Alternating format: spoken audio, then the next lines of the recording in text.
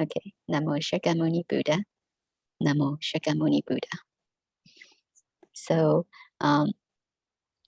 Erwin, let me start from reading the article. Okay, I'll share the article. Thanks so much.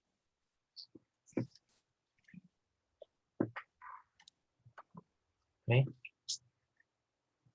The one, right? Dharma. Yeah, right. So I'll start the reading. I'll just call some of the participants. Yes, please. Continue. Okay. The Dharma is one's home sweet home. The spirit of taking the Dharma as one's home is to view the Dharma as where one resides and is nurtured. Doing so would be the meaning of Dharma Abode. So Dharma Abode. Most people take printed sutras or established principles as the only form of Dharma. Some even believe that expounding the sutras is the only way to propagate the Buddha's teaching. But where is the Dharma? If it is in the sutra repository, then the Dharma is out of reach to the hearts of the people. If it is in the heart of an eminent master, then the Dharma is hidden from us. If it is in the mountainous temples, then the Dharma is inaccessible. Where then is the Dharma? May I call Cheryl?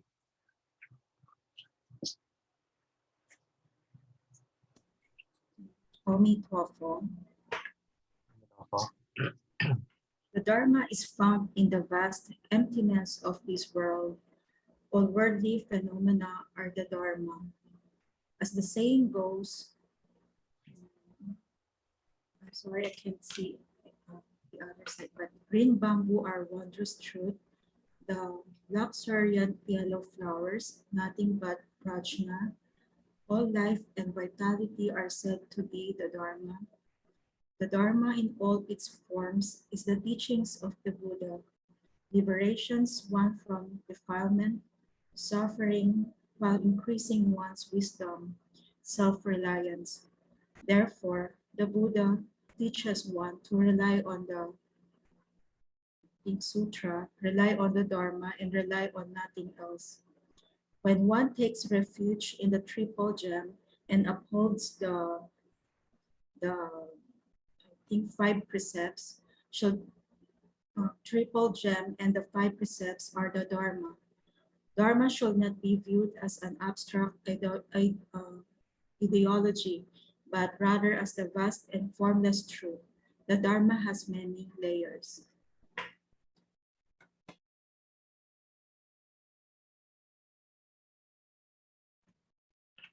Teaching and monastic have teaching specific to the Sangha.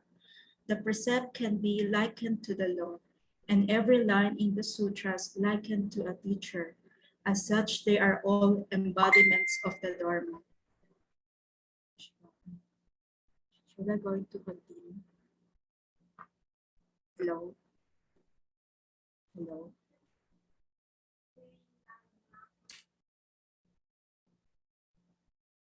The term Dharma Abode likens the Dharma to a home where one lives. Of course, one can live in a villa, a skyscraper, or an apartment, but the Dharma is not in these places. As the Buddhist saying goes, the 3 realms are like a burning house. Living in a world filled with the 5 desires and 6 dust is like living in a burning house, for one cannot attain enlightenment. Therefore, one must abide in the Dharma. A person with faith lives with faith as their abode. A person who chants the sutras lives with chanting the sutras as their abode. Therefore, Dharma abode means to take the Dharmas as one's home. One lives in the Dharma and takes it as one's house. Often it is difficult to see the direct connections to one's life when discussing the importance of Dharma. However, using a home as a metaphor immediately illustrates its significance. like how a single dollar can be used to purchase bread and relieve hunger. Having a mere slice of the infinite, limitless, and immeasurable Dharma can still bring numerous benefits. It is just as the saying whether a house is made of silver or gold, it is still not as good as one's humble abode. Okay, let's call Jenny.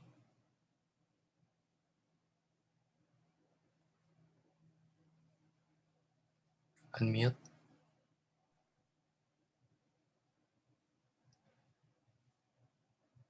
We cannot hear you.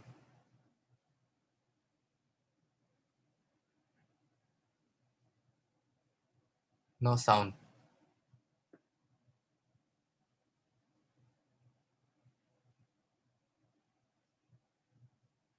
How about Jerome na lang? Okay, Amitabha. Even if one applies and practices only a single aspect of the six perfections, generosity, precepts, patience, diligence, meditative concentration, and prajna wisdom, one can still be liberated.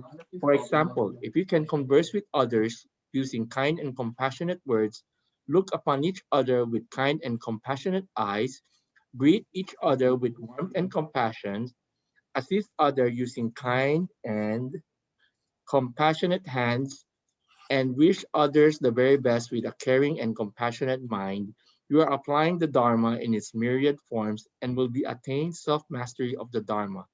The Dharma is one's home sweet home. The spirit of taking the Dharma as one's home is to view the Dharma as where one's reside and is nurtured.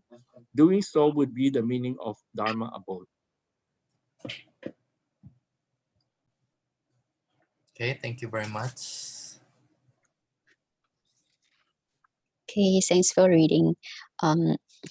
It's my honor also to be here and share with you this article. Before I start, let me put on my PowerPoint. Just a second.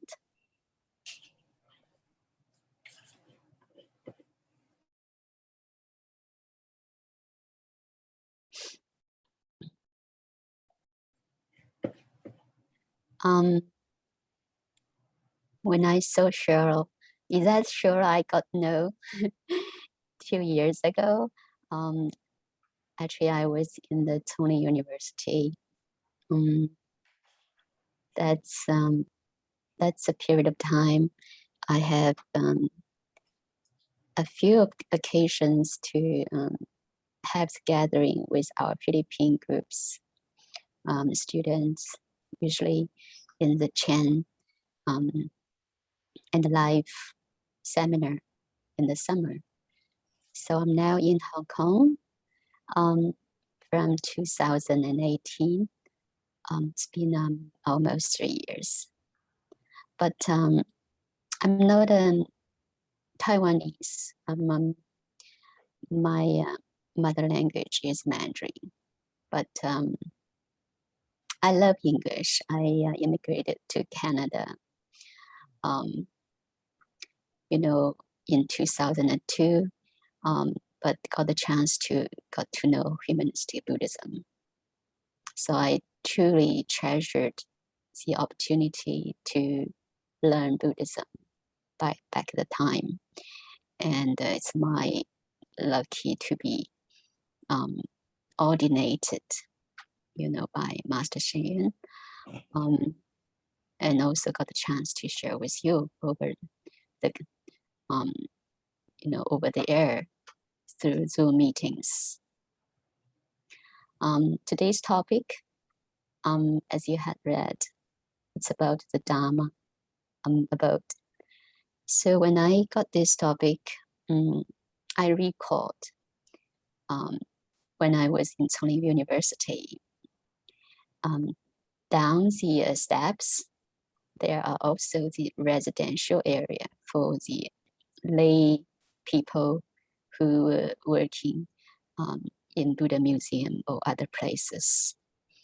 At the front of the door, the entrance, there is a certain like paddle, like carved in the wood, the 3 characters of Chinese of this Dharma abode. And at that time, I actually had another way of understanding of these characters. I thought, you know, Tsinghua University is usually we called as a monastic school, but the places that I mentioned is for lay person. So I thought the meaning of this characters actually means that you know, monastics and the lay persons are under the same ceiling of Dharma. But until, you know, I got to read master's writing in Chinese about this, it's a new interpretations of Dharma abode. So it's also my great honor and share this with you. Through the discussion, we'll have, you know, another recap or understanding from master's writing, as well as through discussion, we'll get to know more deep about where we should, you know, put ourselves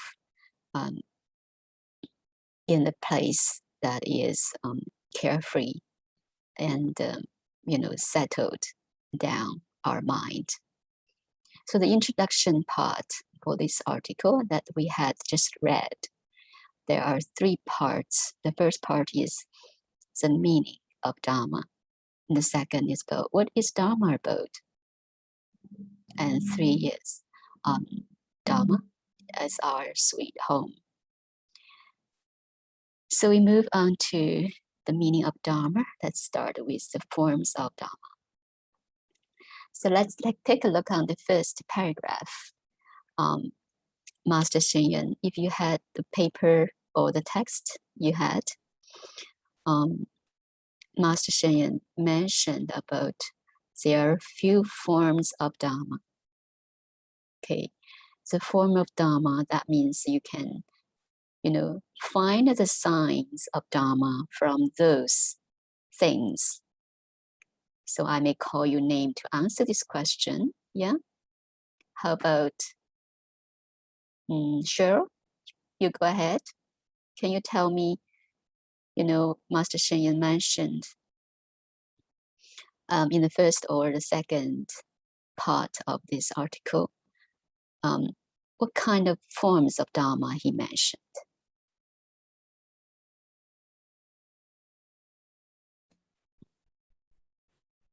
Can you find the answer? I'm not sure, but it's about the look for the labor for simplicity. It's what the answer. Mm-hmm. Yeah. I thought you may had because you just read, but it's okay. I'll just give you the hint. Have you guys, have you, Dharma friends, been this place before? Jeremy? Is that a temple?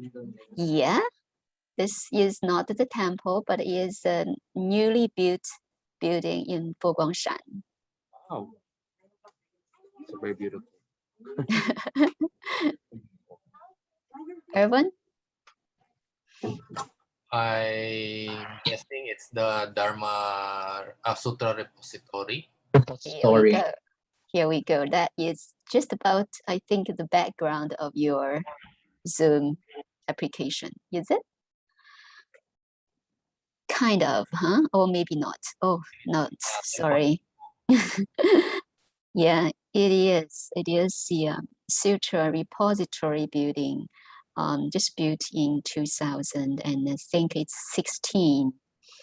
Our great venerable Master Xing Yun's disciple, the group of disciples and workers, they put in a year of course, they spent a few years to prepare, but in a complete year of construction, they almost completed this building.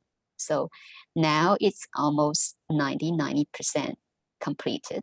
And on the third floor, you may be able to find more than 30 versions of, Tripitakas in there. So that is one of the forms of the Dharma. Yeah, we know there are sutras. There are different versions from ancient generations of the great monks or masters. So this is one of the forms. What's the other form?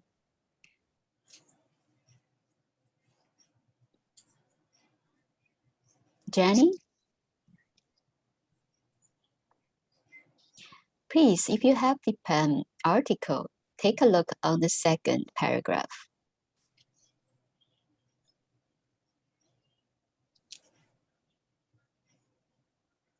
Yeah.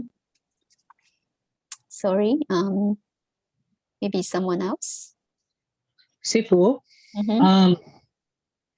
it says in the second paragraph that the other forms are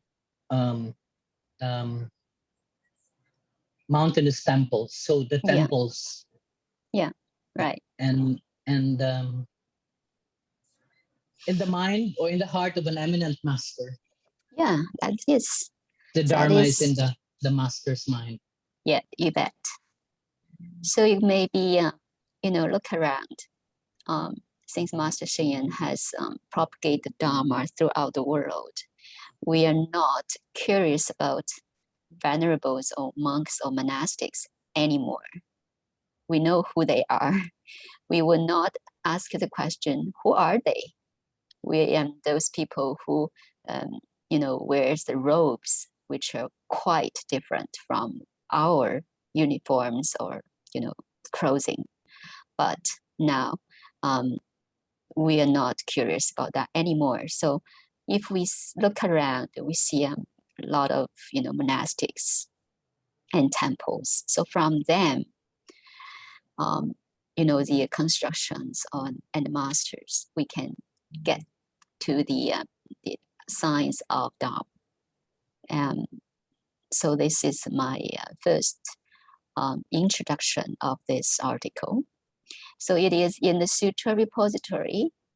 It is in the heart of an eminent master, or in the mountainous temples, or in, in the cities. Your temple could be also in the cities, our temples too, in the high rise of building on the 16th floor. So if so, Master said, if so, the Dharma is inaccessible. Why is inaccessible? I'm sorry, I write it down. Why the Dharma is inaccessible if it is in the sutras, repository building, or other forms? Why? Yeah? Master? Mm-hmm. Could it be because these are physical things where not everyone has access to? I mean, if it's in a temple, let's say it's a temple in the Philippines, not everyone comes to the Philippines to go to the temple. So it's not really completely accessible by everyone. Yeah, thanks for your reply or response. Sure, yeah. It is because it's theirs, it's not ourselves, yeah? So for example, there's a very universal slogan in Buddhism saying, like eat for eating, yeah? You eat and I am eating, but only me can know myself that I'm full, but not you. You cannot tell I am full, or I cannot tell you are full. So this is own experience. So Master's his intention to bring this question out of the first and second paragraph is that although we can see the forms and the signs from those physical things or the figure, the eminent monks, we know they are great, but the Dharma is there. It's not my own, applicable in my own life. So that's why he said the Dharma is inaccessible. It doesn't mean that Dharma is not useful, but that is from the other way around. Okay, so when there is a Dharma, so Master Shen Yun on this third paragraph, he put this wording together saying, most people, they take printed sutras or established principles as the only form of Dharma. The wordings that was printed or is printed, and you can see them, you can read them, you can recite them. That isn't, commonly for people to know, to get to know. And some even believe that expounding the sutras is the only way to propagate the Dharma, the Buddha's teachings. Master Shen Yun burned these two things out of his mind, his great wisdom, is to remind us that is not so, not that only, okay? We need to find the true Dharma where it is. So where is the Dharma? Not in the repository building, not for the eminent masters, and not even in the temples, or not even only in the sutras. So where it is? Master Shen Yun said the Dharma is actually found in the vast emptiness of this world. All worldly phenomena are the Dharma. It's profound, profound meaning in this sentence. We usually talk about emptiness, and this is the truth of Dharma, because everything is dependent, originated, yeah? But if we use this word to be here to explain the Dharma, people may confuse. Although we know that emptiness is the truth, but why the Dharma is found in the vast emptiness of this world? So here, Master Shen Yun, on the third paragraph, he brought out one of the sentence. It's kind of a Chinese verse. This verse was very interesting. It's talking about the natural plants, which imply, it could implication of the Dharma. Let me quote this sentence. Lush green bamboo are wondrous truths, and the luxuriant yellow flower is nothing but prajna. Okay. When I was looking for the origin of this sentence, I also find a certain way to explain the law of bamboo growth. So the bamboo has a very interesting way of growth. I'm sure you know that. But let me play a very, very short YouTube video clip to you. This was made by one of the group, which is a commercial group, but explained the bamboo growth in a very interesting way, with a lot of pictures, photos, will give us some interesting idea. But no matter who made it, let me try this and see what's going on about the bamboo growth. Okay. I may stop here for now, and I'll do one more time.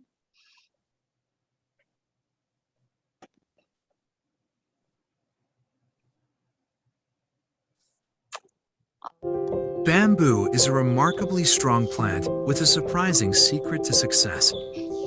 It grows on 5 continents across the globe.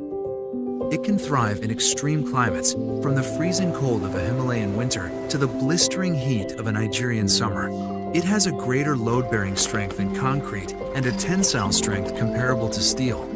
But no bamboo plant starts that way. Each stalk starts off small and takes time to see such incredible triumph.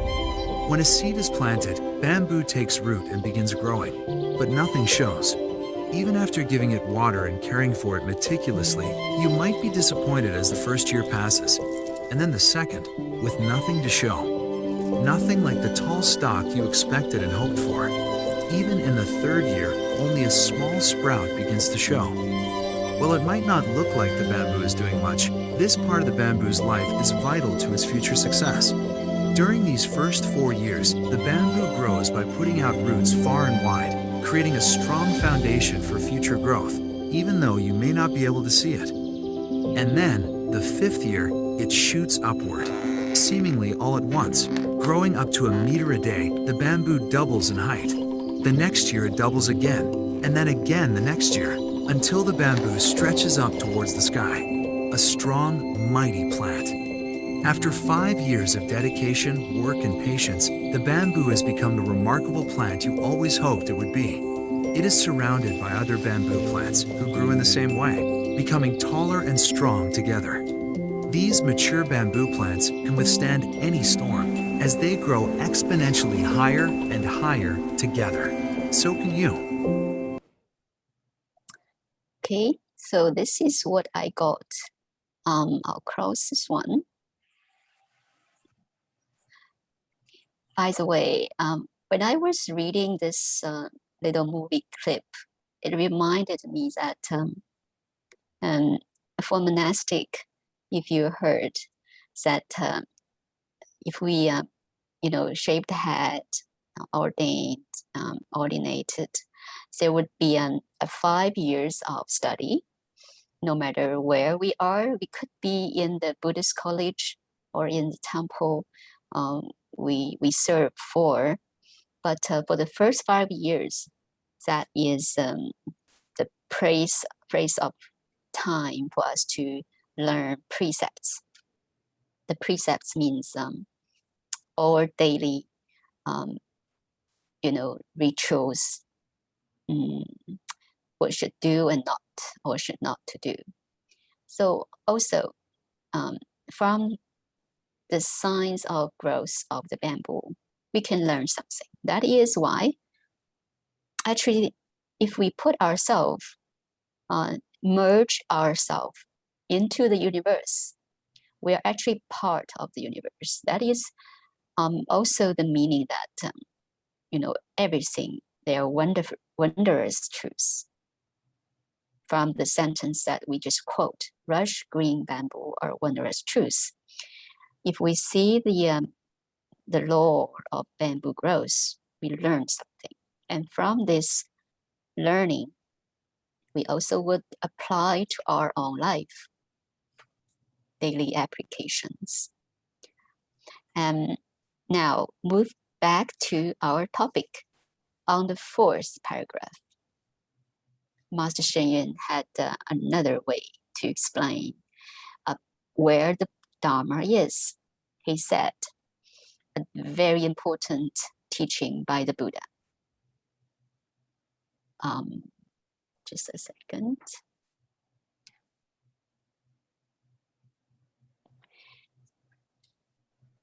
So before the Buddha went into Nirvana, his disciple was so sad. When Ananda asked the question, and the Buddha said, rely on the self, rely on the Dharma, and rely on nothing else. That is the last teaching of the Buddha. So the Master Shen Yun quote this one in his fourth paragraph, he said, in the Dharma is all in its forms are the teachings of the Buddha, liberating one from the defilement, suffering, while increasing one's wisdom and self-reliance. This would be the topic we'll discuss later on. Okay. So rely on the Dharma. Rely on yourself. Surely the self is a wisdom self, not a self with a lot of defilements or distractions. We should improve our compassion and wisdom. Then we can rely on ourselves. But of course, at the first stage of learning, we need to learn from the good advisors or teachers to improve our own the right way of learning. Here is the next topic, the Dharma, the vast and formless truth. Master Hsing said that the Dharma should not be viewed as an abstract ideology. It's not abstract at all. It is very detailed. It's physically actually around our life. You must agree it. You must agree with that. Yeah. The mundane world has worldly teachings. I'm sure you know this terminology, the mundane world means the life that we are experiencing right now. We have to eat, we have to take transit, we have to wear clothing, we have to study, we have to, go to sleep. Those are the daily necessities for us to keep our life in the, on the right way. But there's another way of Dharma is supramundane world, has transcendental teachings. How do we understand this? And this could be our next topic to discuss. How do we find the differences between the mundane world of worldly teaching and supramundane world has transcendental teachings? You can use some examples to explain and to discuss, to share with us. And I'll share my own.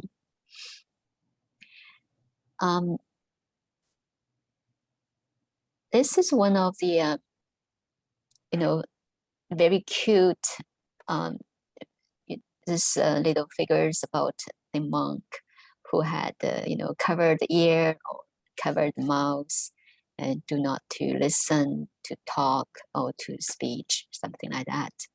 So it means like we have to keep the precepts. So transcendental teachings versus mundane teachings. And Master said that precepts can be likened to a law, to the law.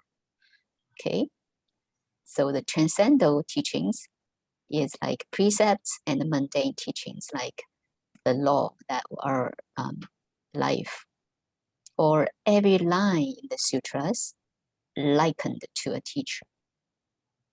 That is to tell us that we can use something to relate to the supramundane teachings, the Dharma. So the Dharma is not separated, departed from our daily life. It's actually related. You can find the similarities between the transcendental teaching or and mundane teachings. Okay. So what is the Dharma abode? From the text, it's in the 5th paragraph. Now, can I ask maybe, let's start with the question of where do we live?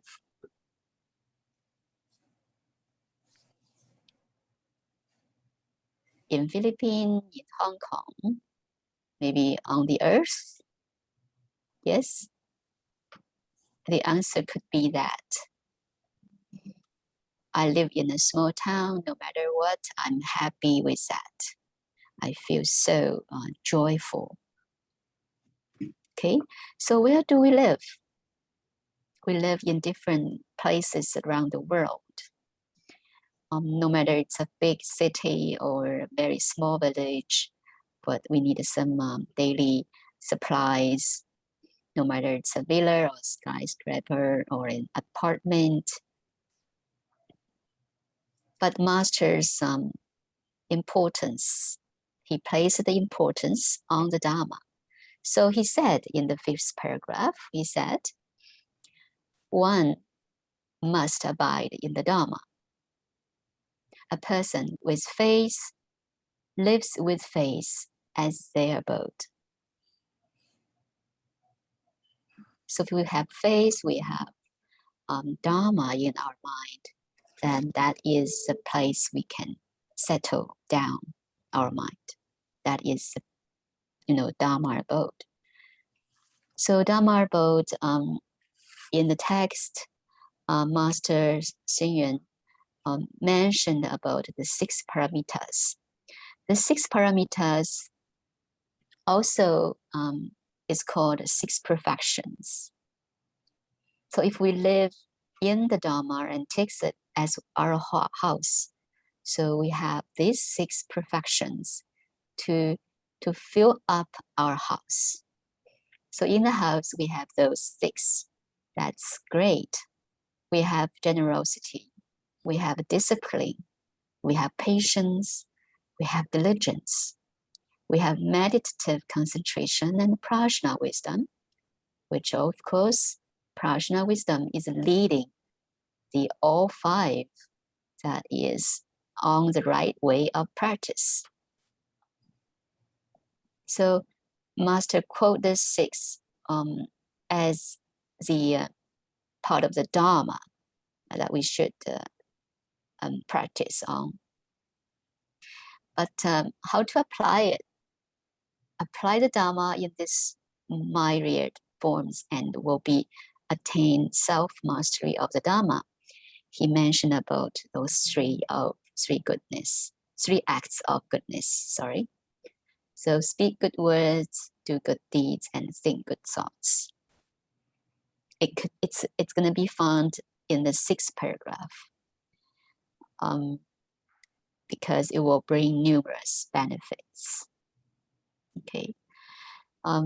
So when you go find the more explanations on the 7th paragraph, Master Hsien Yuen said, if we can converse with others using a kind words and compassionate words, then look upon each other with kind and compassionate eyes, greet each other with warmth and compassion, assist others using kind and compassionate hands. So wish others the very best with a caring and a compassionate mind.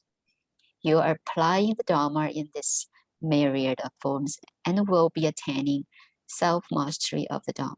So this is the detailed explanations in the article. And I just use the 3 circles of 3 acts of goodness to make a little bit conclusion. But of course, you can find the details in the article on the 2nd last paragraph. So as a conclusion, Master Hsien Yuen said, so Dharma is our sweet home. For sure, let's imagine that in anywhere we are living around, if we moved, for example, now for the first 12 years, we study as a little young and a kid in the little town. And when we graduate, then we move to the other city to study. the high schools or universities. And after graduation, we move to the other country, maybe married or anything else.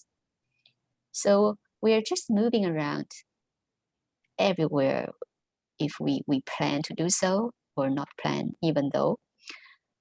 How can we settle ourselves?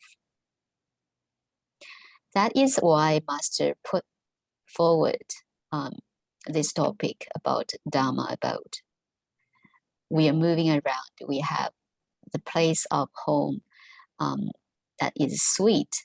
And actually, this sweet home is nothing else but the Dharma in our mind. We know, the Dharma means, let's quote the 6 paramitas. We have compassionate, of patience, of offering, of giving services. We never count ourselves or between ourselves and others. So there's no conflict anymore. So that would be very sweet. That is the meaning of Dharma. So Dharma, where we will reside and be nurtured, that is a sweet home.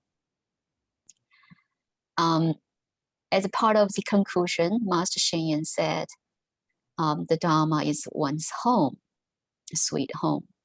The spirit of taking the Dharma as one's home is to view the Dharma as where one resides and is nurtured. So doing so would be the meaning of Dharma Abode. So as I mentioned at the very beginning, I thought, oh, the Dharma Abode means the lay participants or Dharma friends, they're under the same ceiling as monastics, because we are also part of the 6 harmonious group. Yeah. But according to this article, it says we should abide ourselves in the home of Dharma. So it's a very sweet home for everyone to reside and is nurtured. Okay, so now I just finished the conclusions and introductions about this article. I'm sure you can do so on your own. So what I'm here now is coming on is about the discussion panel. Now it's your turn to share or my turn to share with you. The first question coming up is why there is defilement and suffering. So Master Shen said, the Dharma in all its forms are the teachings of the Buddha. Yes, that is, but it's to liberate one from defilement, suffering, while increasing one's wisdom and self-reliance. So the question is, why is there defilement and suffering? Can you bring up your idea and thoughts?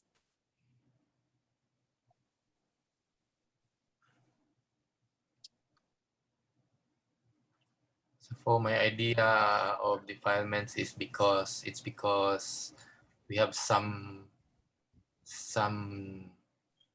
expectations or something we want, and if those things are not met, then we feel bad or we feel angry or frustrated.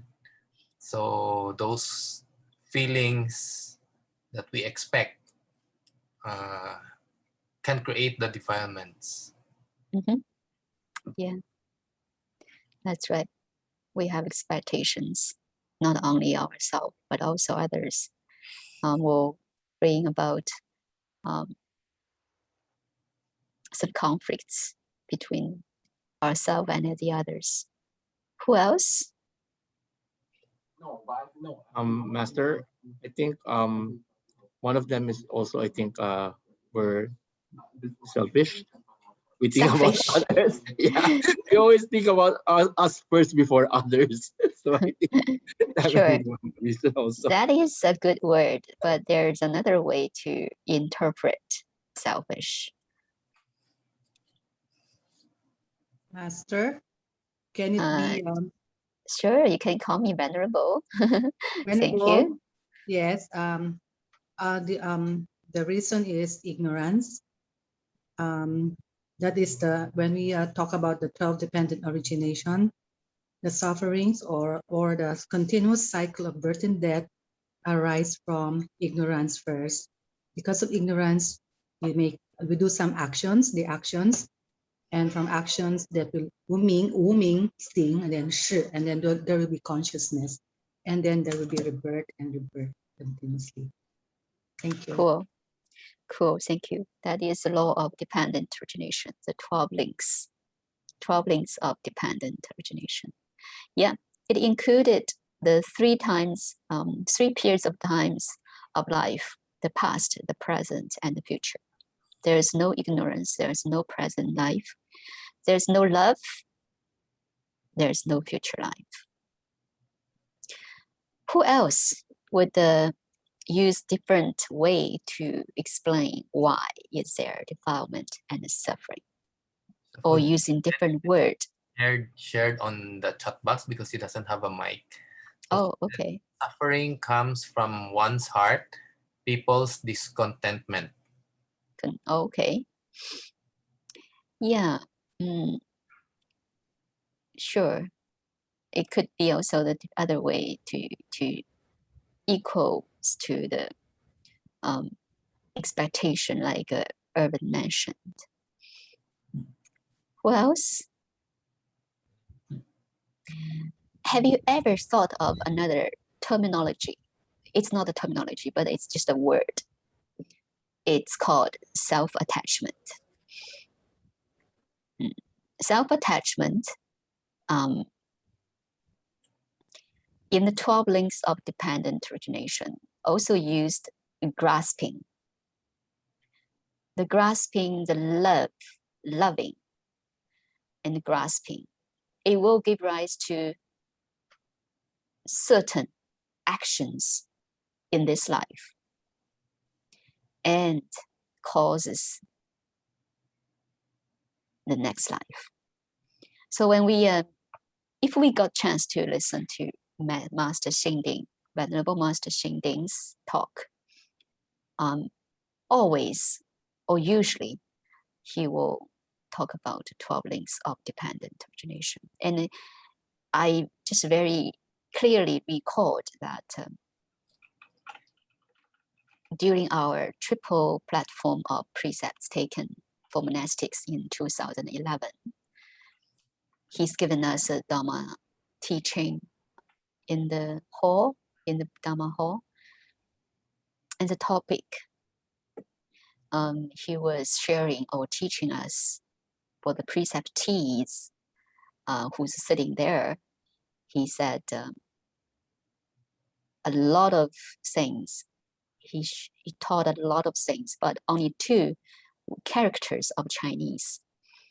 That is, in English, means stay away from desire. Stay away from desire. That is called Chinese called Li Yu. So it's pretty clear that if we have no desire, we have no attachment, then we would never get to the way of defilement and suffering. Yes, because if we have certain way to grasp, to take, then if we cannot or we can, we will happy. We'll be happy or we'll be sad. Of course, it is impermanence that if it's too sad, then it will change. If it's too happy, and it's also going to change in the future.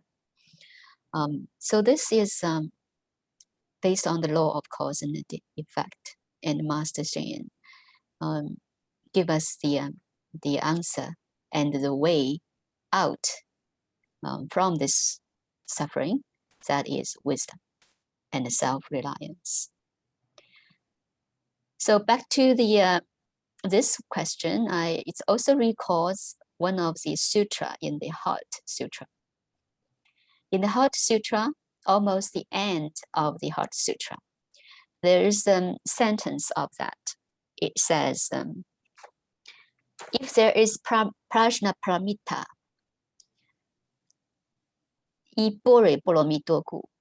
okay, 心无挂碍, right? So if we have prajna paramita, then we have no hindrances or suffering. Yes? But usually or always, we always put our emphasis on the result. We want no suffering, we want no grasping, we want no defilement, but we forgot to improve our prajna paramita. So for ordinary people and a mundane person, mundane world, we just look at the result, but ignored the cause. If we want to plant or get the result, we have to plant the cause of prajna paramita. So from this looks or seemingly very, very simple sentence from Master Hsien Yun, we could, try to, analyze it through this teaching of Master. We are trying to, get rid of or liberate it from our defilement and suffering. What we should do is to increase our wisdom and self-reliance. Okay, so we have to always look to the cause that we need to plant, the seed we need to plant, and then we could expect the result. Just like the little movie clip. If you want to have a very beautiful bamboo forest, we should plant the seed, and we have to wait for at least 6 years, because for the first 5 years, there's nothing happened. Yeah, of course, for ourselves, like life, we need to do some, nurturing our life by our own, through wisdom, through compassion, through making affinities with others, through the self-reliance under the teachings of Dharma. Okay, so this is the first question, and let's move on to the second question to discuss. Can you explain with examples about, the mundane world of worldly teachings versus the supramundane world and the transcendental teachings? I put the Heart Sutra, part of the Heart Sutra, in this little iPad logo. Yeah, that means, okay, now we have to, through a very modern way, to learn Buddhism. We're not just reading the sutra books anymore. It could be through all kinds of electronic medias, through iPad, iPhone, or other kinds of way, like Facebook or something. So are they have any conflicts in between each other, or they should be, very harmonious of each other? So also from to make it clear that, for example, education from our parents, from school, or if you learn Dharma from the Buddha's teachings, what are the relationship, connections between them? How do you explain the mundane worldly teachings and the transcendental teachings? If you can use some examples through your life experience with Buddhism. How do you learn Buddhism? The original, the initial causes and conditions, and how would you like to to achieve or to get to the goal of learning Buddhism. So, yeah. Can I try this? I don't know if this is correct. Okay. So it's more like I would believe that we have sort of like a spiritual body or Dharma body. So the Dharma that we learn as food is good for nurturing our own physical body, the teachings and the Dharma would increase our wisdom in our mind, likened to how a food is would nurture our body. Is that right comparison? Yeah, sure. Thank you, Jeremy. So yes, we need a physical nurturing to learn how to live on our own. We need to learn how to work out a career to keep ourselves the basic life necessities, supplies, and something like that.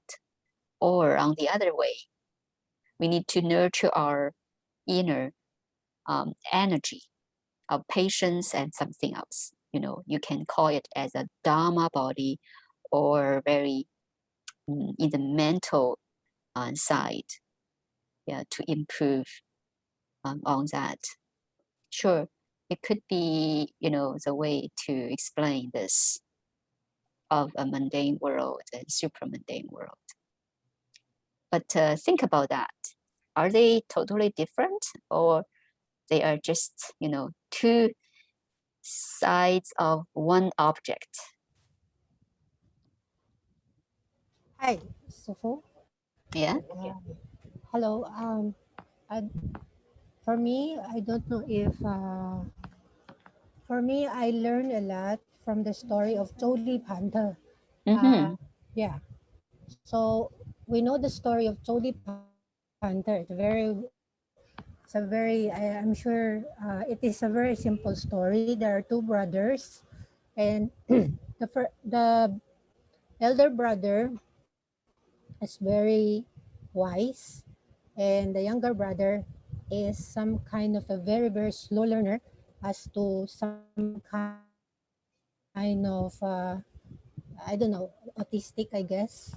So both of Yeah. them are disciple of Buddha himself. The elder brother become an arahant, and he is trying to teach his younger brother. Unfortunately, no matter how he teach his younger brother, he just can't teach him. So he asks his brother to disrobe. And when the younger brother was very sad, he's very lucky that he met the Buddha. The Buddha knows. So the Buddha himself said that he's going to teach him. So for me, at the time, Buddha was a physical body with body. It is in the mundane world trying to teach Choli Panther.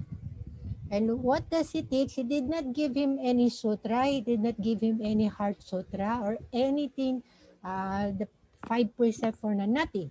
He just teach him forward, Sao Chen Chu Ko, Mhm. which is means uh, s- um, sweep sweep the dirty floor. That's it. You Yeah. just keep repeating, sweep the dirty floor, just that. You Yeah. give him the broom, just tell them. Yeah. So Tolly Tamta was very diligent. He just kept saying that forward. Sweep the dirty floor, sweep the dirty floor, sweep it. Yeah. And then and then there's one day he was awakened. He do understand. So this is what I perceive as the mundane and the supramundane teaching. And because of this particular story, I was able to learn that in any teaching, mindfulness is the key on being aware, awakened. The Dharma is just helping us. But the important is the inside of us. Actually, Buddha knows that inside of Choli Panther, he's trying to help him awaken. And it helps. So yeah, that's what that's the difference between the mundane world and the supramundane world. I hope I did get my point. Thank you, Sifu. Thank you. Yeah, I got your point. You brought out a very interesting story to explain this. This tells us that from out of the compassionate mind and wisdom of the Buddha, he knew that what kind of method is the most suitable way to teach all kinds of different sentient beings. So this is like a great mountain, you know. He just stand in the top of the mountain. He could see everything clearly in you know, there to deal with them, to teach them. So no matter it is just a sentence of, you know, sweeping the floor, it will causes one of the very silly disciple becomes an arhat because of the greatest mindfulness of meditation, and then enter the state of arhat school fruit. So it is good explanation. Thank you very much. So according to your sharing, if you have other sharings, you can, you know, bring up. But I want to make a small conclusion here that if we use the terminology of mundane and supramundane, or worldly teachings and transcendental teachings, that is because we are trying to guide the Dharma practitioners to learn from their ordinary learning teachings, like school teachings or something, or techniques for making a living. From that side to from outside and back to the inner discovery, to find the way of different, not going out, not outreaching, not looking for, but looking back. So this just the terminologies, okay? But from the Buddha's teaching that even like a bamboo could be telling us the Dharma. So there are no differences anymore between the worldly and the supra-world teachings anymore. When we guide the people to learn Buddhism from the very entrance level, so we need to tell them to do good things, to do something which are beneficial to the world, because there is cause and effect. Okay, you better do something good, then you get good results. But from the true or essence of Buddhism, the only way of law of the truth is dependent origination. So if the person would accept the law of dependent origination, then nothing else would be saying that is, you know, mundane world or supramundane world, because they are just the one, and they're just the one. And the oneness of these two topics, there's no, you know, differences anymore, because we are also part of the universe. Okay, now move on to the third question.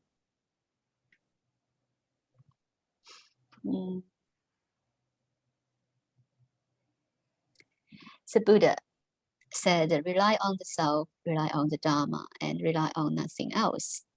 How do you understand and practice on this Buddha's teaching? Rely on the self. Actually, as I mentioned, the self is not the self with defilement, with suffering or ignorance, but the self is like the with the great wisdom and the compassion. So let's please put our foundation on this this meanings of self. Okay, you can explain and how do you understand this and practice, rely on yourself and the Dharma, but not nothing else. Also, you can use some stories to explain.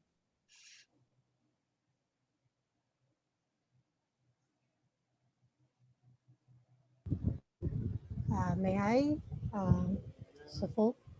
Yep. This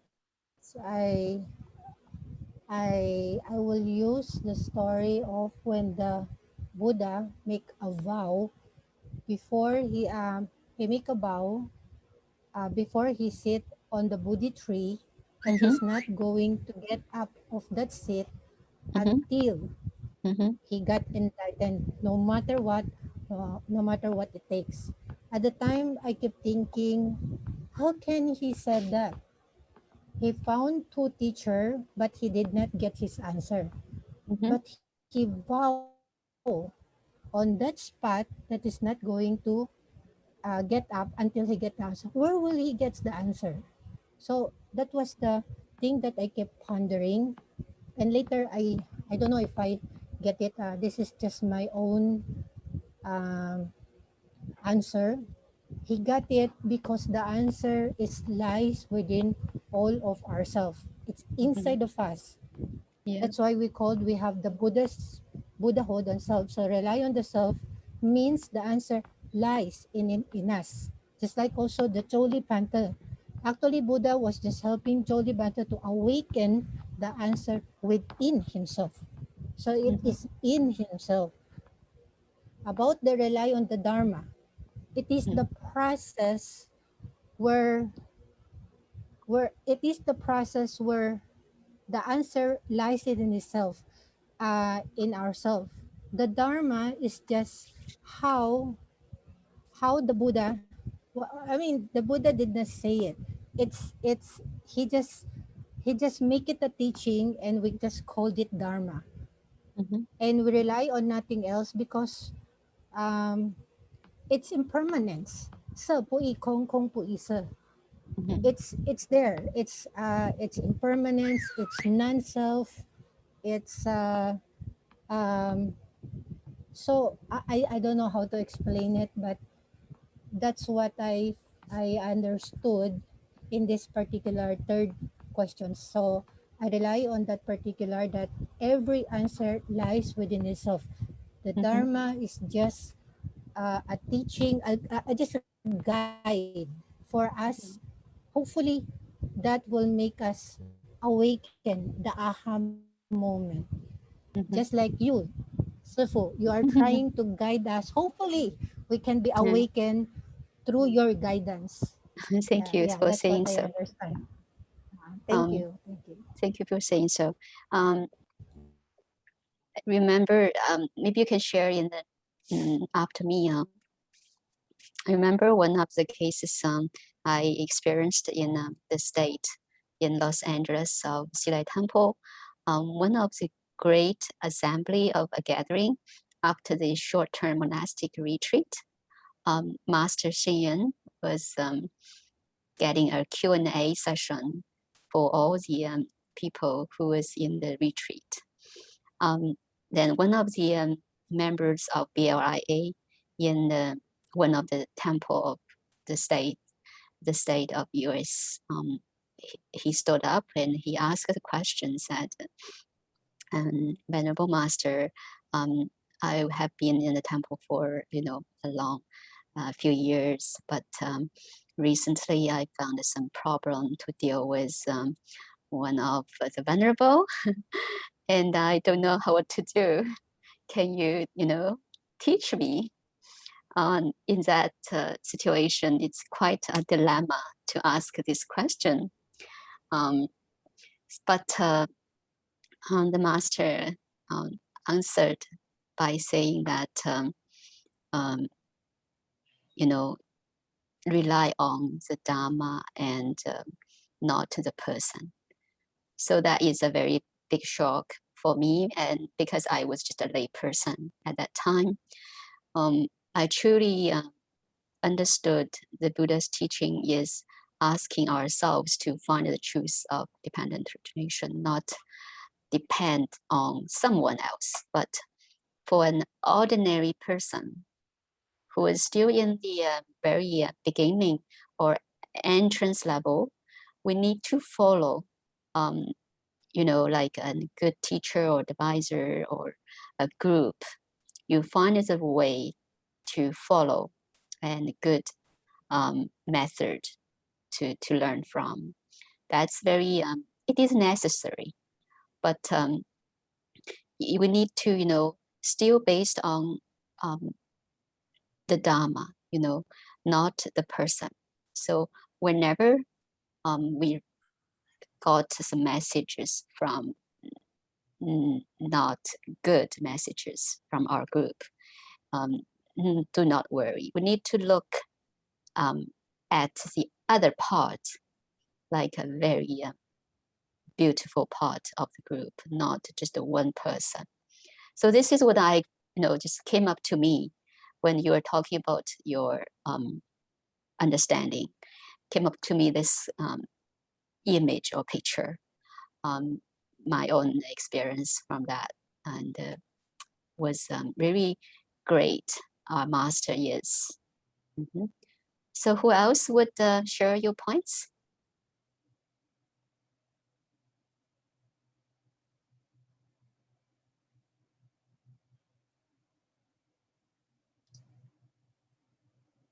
So for my understanding of the rely on the self and rely on the Dharma is to rely on the self means to learn from the masters and the venerables, but still we have to rely on ourselves to try to understand the teachings and what it means and how to apply it in our life. The problem Sefo is when we, after let's say this study group, when we go back to the mundane world Sefo, we quickly forget the Dharma Sefo. And then the all sorts of defilement will arise. And sometimes I can remember to rely on the Dharma. So I would retreat and sit on a chair and chant the Heart Sutra or something. And then it can relieve my feelings, whatever that feeling is, for a while. And then we go back to the mundane world and something will arise again. So it's like a seesaw Sefo. Thanks for sharing, but I don't think it will be that bad. I think everyone here, or you are very lucky. But you know, back to the second topic, as I emphasized, the mundane world is actually not different from the supramundane world at all. Yes. You should put yourself as part of this mundane world and look at it as a supramundane world, a beautiful, purified place. Back to your own intention as a bodhisattva's mind of, you know, save and deliver all the sentient beings. Keep it up and, you know, always do some repentance and keep up your volunteering, stuff like that, making a good affinities, accumulate some merits. This is my own experience. I do believe the wisdom, of course, we need to learn through different kinds of groups, like reading group or study group and Dharma lectures. But the merits need to accumulated from through the volunteering and services to our community. That would be, you know, the both need to be nurtured in our life, and also, yeah, put ourselves in the shoes of others, and will more understandable about why the person is like that. There must be some reasons, you know. So bring up your great compassionate saying that to understand, and leave it if you cannot deal with it. And if you can, do your best. I'm sure you're gonna do your good job. So the last question we are on to, it could be a conclusion here for today. Master Shen Yin said the Dharma is our home and sweet home. I'm pretty sure you already get the message from Master's word, from the last sentence, as he mentioned. Through the 6 perfections, you'll find yourself, you know, settled down everywhere. Even under this pandemic season, you can, you know, pray for goodness. You like pray for the Buddha to give us a good, and we'll go back to recover from this situation. But things as is like that, we should, you know, live at the moment right now and do the best practice we can. I truly believe that repentance is a very good way, not only for ourselves and for the others. As well, we need to pray for the peaceful and safe and sound situation to come back. Then we're gonna work hard to improve ourselves through different ways of study of Dharma. So I wish you would, you know, find and truly understand Dharma is our sweet home, wherever you go. Not just in this country, it could be everywhere around the world. All right, I think I don't want to run over time. I hope we can do the dedication of the merit after this sharing. I prepared something interesting, but I'll leave it to Venerable Ling Fa Shi. There is, yeah? Just reading. Oh, hello. You can go up to 9:30, so you can still share. Oh, okay. And there is an interesting thing. It's called, I know you know this, 108 Tips for Life, the Dharma words from Master Shen Yin. And this is like a game, and but I'll leave it to you to play around with our participants, because it's like a 转盘, you know, you can click it. I'll show you, okay?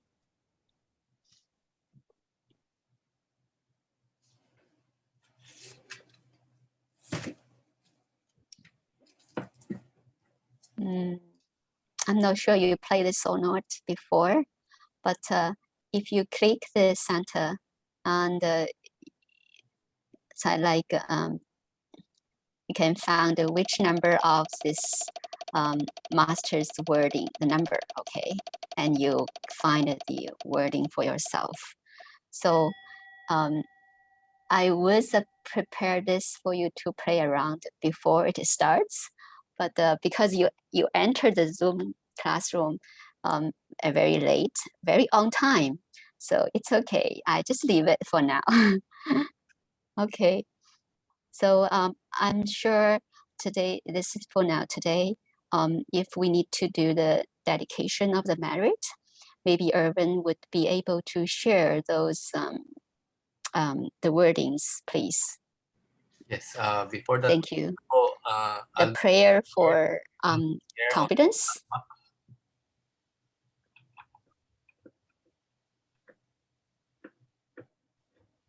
Irvin, I can share it. Okay. Okay, thank you. But I need permission. Oh, yeah. Sharing. Okay. Or maybe I can do so. Okay. Okay. How about Sir Kwan? Please lead us. Thank you. A prayer for self-confidence.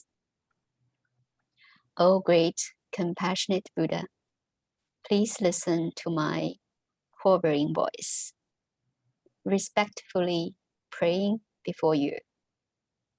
I am a person without original ideas of my own because I lack courage and confidence, because I lack elegance, composure, and strength. I always face society with apprehension. I always face relatives and friends with deep difference. I vigorously strive to exert myself, yet I lack an open and magnanimous mind. I vigorously strive to improve myself, yet I lack decisive willpower. Therefore, when facing all that I have done in the past, I feel deeply inferior and insignificant. Therefore, when facing my own current situation, I feel deeply agitated and vulnerable. O great compassionate Buddha, please listen to my humble voice, openly repenting before you. I'm an ignorant and flinching person because I lack the wisdom and attitude to learn, because I lack the ambition and the skillfulness to conduct myself. Therefore, whenever I encounter failure, I became discouraged. Whenever I encounter adversity, I became hesitant. Whenever I encounter setbacks, I become low-spirited and fragile. Whenever I encounter slander, I became withdrawn. O Buddha, I pray to you. When encountering setbacks, may I be able to march fearlessly onward. When encountering adversity, may I be able to pluck up my courage. O great, compassionate Buddha, please listen to my discouraged voice, sincerely confessing before you. I'm a stubborn and selfish person because I lack a joyous personality and magnanimity, because I lack appreciative thoughts and virtue. Therefore, when my career is not successful, I shirk responsibility. When teachers reproach me, I impute all faults and wrongs to others. When people get together, I avoid interacting with them as much as possible. When life presents difficulties and I'm dejected and full of worries. O Buddha, I pray to you. When teachers are reprimanding me, may I reflect upon my deeds. When my career is not successful, may I not do things against the advice of others. When I am at gatherings, may I be willing to form affinities with others. When life presents me with difficulties, may I still be able to smile and show joy. O great compassionate Buddha, please listen to my trembling voice before you, sincerely telling you I'm a beginner in learning the teachings. Because I possess bad habits and the hindrance of karma. Because I harbor suspicion, jealousy, and viciousness. Therefore, I often intentionally making mistakes. Therefore, I frequently err over and over again. O Buddha, I pray to you. May I increase my wisdom and build up self-confidence through self-improvement. May I again gain merits and virtue and establish dignity through zealous cultivation and progress. May I no longer fear the disrespectful views of others. May I no longer doubt the constructive criticism of others. O great compassionate Buddha, please accept my sincerest prayer. O great compassionate Buddha, please accept my sincerest prayer. Namo Shakyamuni Buddha. Thank you very much. And thanks for Venerable Yuling's enlightening. And I wish to see you in the near future, or welcome be back in Hong Kong. We'll be together if there's any chance. See you. Yes, thank you very much, Safo. So Have a good one. we'll do the dedication of merits, and then after we'll take photos.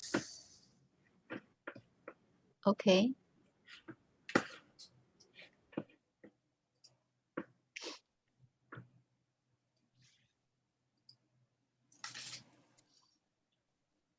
Shall we join palms or no? Yes, join. No?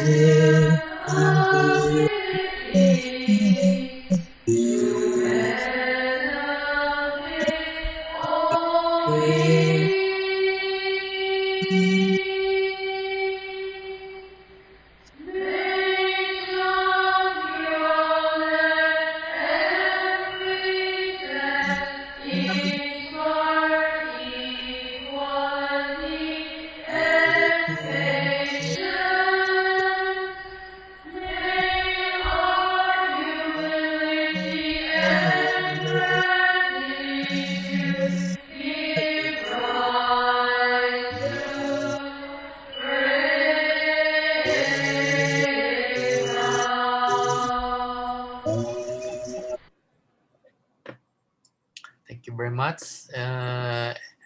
Everyone, can please turn on your video so we'll have more people on the picture.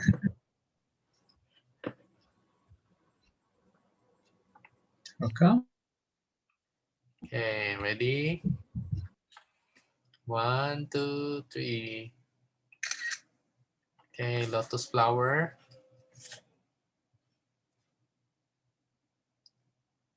Okay, 1, 2, 3. Thank you very much, everyone. Thank you, Safo. Thank you, Venerable Ziguan. Finally, we have this session today.